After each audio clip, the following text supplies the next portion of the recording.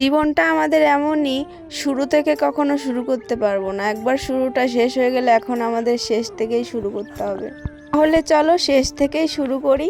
মনে হয় যেন ছোটবেলাটাই কত বেস্ট ছিল, যে যত কিছু খারাপ কিছু হলেই গার্জিয়ানদের বলতাম, তো তারা ঠিকই কোনো না কোনো একটা উপায় বার করে দিত। কিন্তু জীবনে যতটা বড় হচ্ছি ততটাই জটিলতাটা ততই আর কি বেড়ে যাচ্ছে। সেই জটিলতা থেকে আর বেরোতে পারছি না গাইস।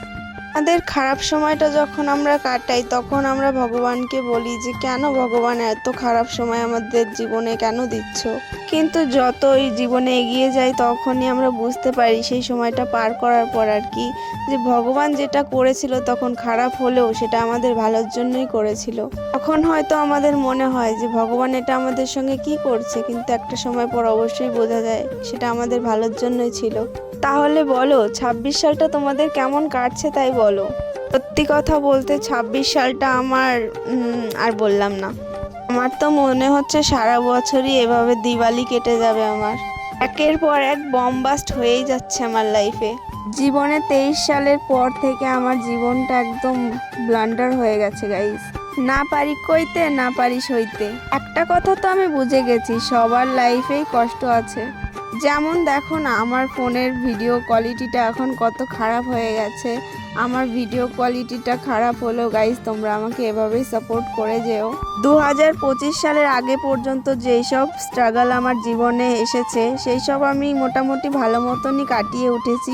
কিন্তু ২০২৫ সালের মাঝ বরাবরের পর থেকে যে স্ট্রাগলগুলো আমার জীবনে শুরু হয়েছে সেগুলো আমি না সইতে পারছি না কাউকে বলতে পারছি। তোমাদের আমি কি বলি, জীবনে যে এত কষ্টও থাকতে পারে সত্যি আমি এখন বুঝতে পারছি। ভগবান যদি জীবনে আরেকটা সুযোগ দিত তাহলে হয়তো দুনিয়ার অর্ধেক মানুষ এটাই চাইতো যে আমাদের ছোটবেলাটা আমাদেরকে ফিরিয়ে দেওয়া হোক, কিংবা আমাদের টাইম মেশিন এনে দেওয়া হোক। সেই টাইম মেশিনে আমরা সময়ের পেছনে গিয়ে যা যা ভুল করেছি সব কটা ঠিক করে চলে আসতাম।